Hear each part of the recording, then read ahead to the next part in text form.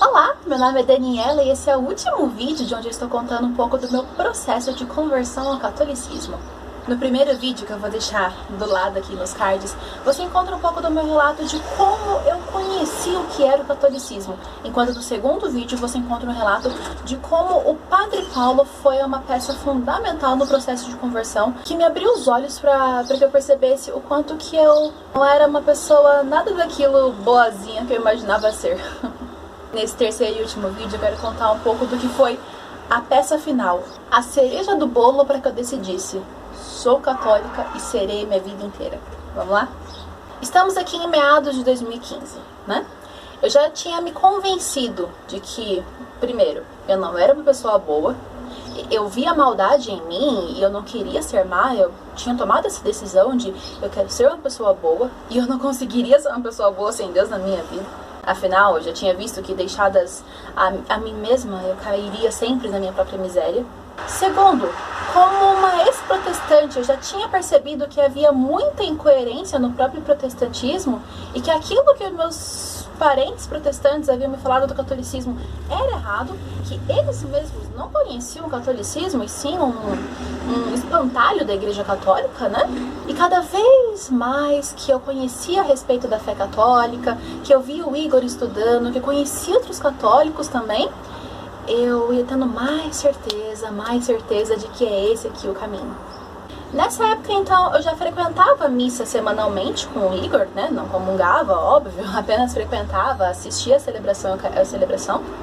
Nós já tínhamos adquirido lá na casa, nós morávamos numa república, né? Nós já tínhamos adquirido, então, o hábito do terço, né, da oração do terço, de algumas oraçõezinhas ali ao longo do dia. Foi uma coisa bem devagar, né? E eu me lembro fortemente, né, de que na missa, na hora que a gente professa a fé no credo, eu me abstinha de falar creio na Igreja Católica, porque eu não podia falar com tanta certeza assim que eu cria. Todas as outras partes do credo eu acho que eu falava perfeitamente, assim, creio. Na comunhão dos santos acho que também não, ainda era uma coisa meio... aquele último passo, né? Ao longo da minha vida inteira como protestante, essa foi a coisa que mais eu ouvi falar, mas foi uma tecla a ser batida, né? O quanto que a Igreja Católica era errada por conta das imagens, por conta dos santos. Então foi uma coisa que, mesmo tendo lido já, ouvido muito do Padre Paulo, discutido com o Igor, com outras pessoas, tinha ainda algum resquício de medo em mim que me falava, meu Deus, e se no fim das contas os meus parentes estiverem certo, né? E se, sabe, é engraçado como isso varia muito de pessoa para pessoa, né? O Igor, por exemplo, ele sempre foi uma pessoa que, uma vez convencido racionalmente, intelectualmente, foi convencido, mas para mim os mesmos argumentos ainda não me deixavam em paz. Esse medo dos santos, esse medo das imagens, essa iconoclastia ainda era muito forte em mim. Foi que a providência divina agiu. A minha sogra, muito devota, né? Ela tinha sempre o costume, porque na época de pandemia cessou, de ir todos os anos em Aparecida. E naquele ano ela decidiu que ela ia dar como presente pra gente, né? Pra mim, no caso de aniversário, era ali perto do meu aniversário, ela iria dar essa viagem pra mim de presente. No caso, então, ela pagou hotel, pagou passagem, ela falou simplesmente, vamos. E eu fui, a gente foi. E lá em Aparecida, eu fiquei muito incomodada. Eu tinha que dar esse passo, né, na minha vida. Eu precisava tomar uma decisão. Eu seria católica, e aí eu seria e abraçaria todas as consequências do ser católica, né? Ou eu falaria, não, eu não vou ser católica, e também abraçaria as consequências, né, de não ser católica. E lá em Aparecida, acho que foi no segundo dia, no primeiro ou no segundo dia, acho que foi no segundo. Eu tava sentada sozinha lá no quarto do hotel, e foi quando eu desliguei a televisão, né? A televisão ainda era muito forte também na minha vida. Hoje em dia a gente assiste televisão, assim, sei lá, um filme por semana, algo que a gente pega o notebook, senta e assiste, enfim, né? Só pra dizer que a televisão, eu tinha esse resquício de estar sempre com a tela ligada, porque eu não conseguia ficar sozinha com os meus pensamentos, né? Mas então, eu estava tão incomodada naquela situação que eu precisei desligar a televisão, Porque o barulho dentro de mim estava tão grande que as duas coisas juntas estavam um pouco ensurdecedor. E o barulho era: como eu estou sendo hipócrita. Porque eu estou aqui na cidade dedicada à Mãe de Deus, a Nossa Senhora Aparecida. Estou indo na igreja dedicada à Nossa Senhora. Estou numa peregrinação religiosa católica. E eu não sei então eu não tinha decidido se eu seria católica ou não.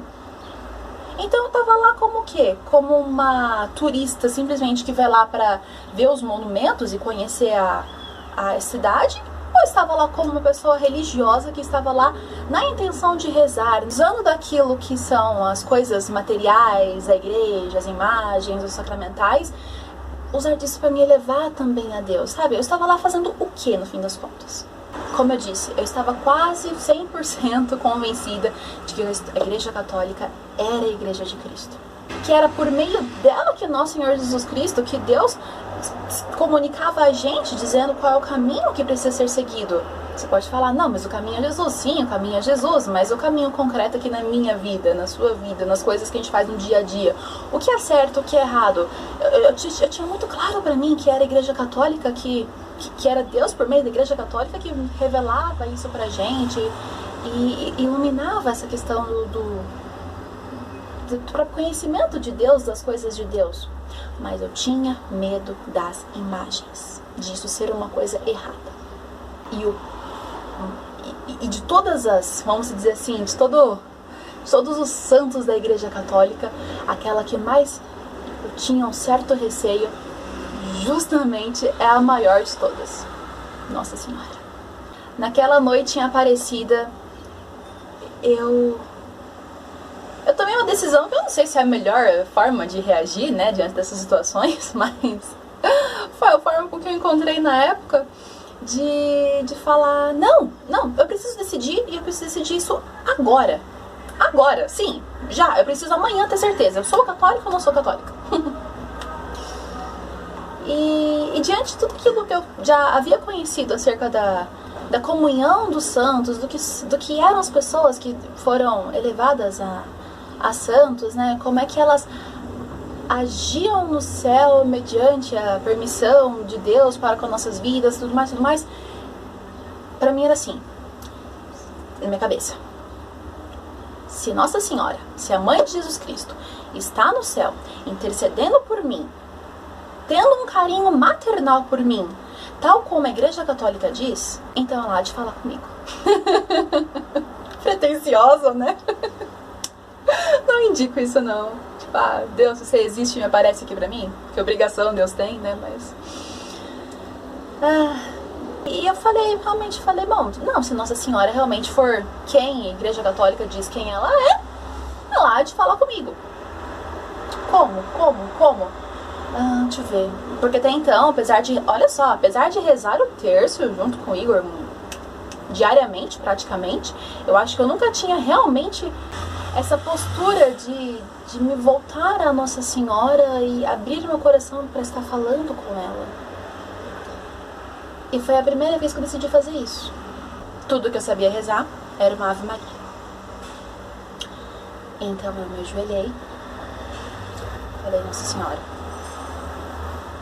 eis um ato de fé. Se a Senhora existe, por favor, me mostre. E ajoelhei. E comecei meu Ave Maria. Só que eu só consegui chegar no Maria.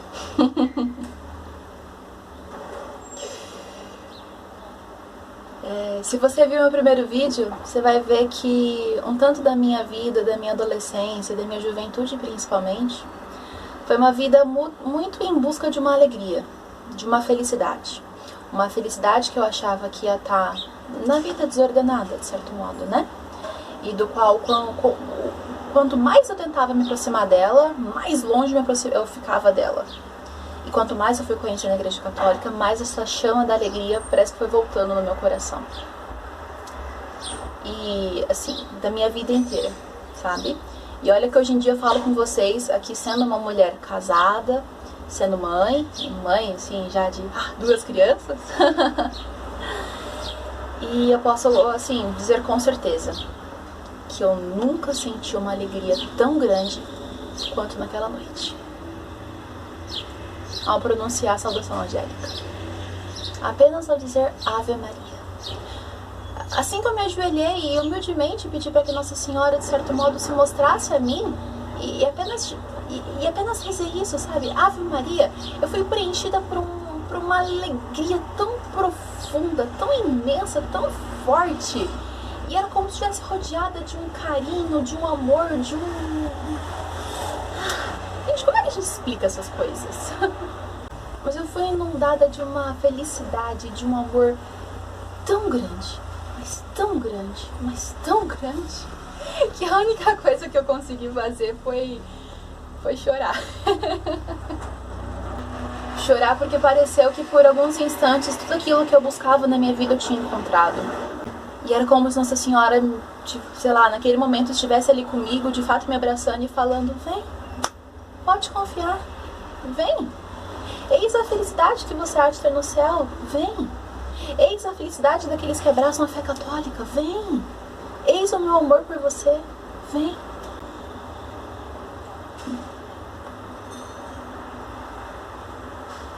Naquele momento eu decidi, eu vou ser católica.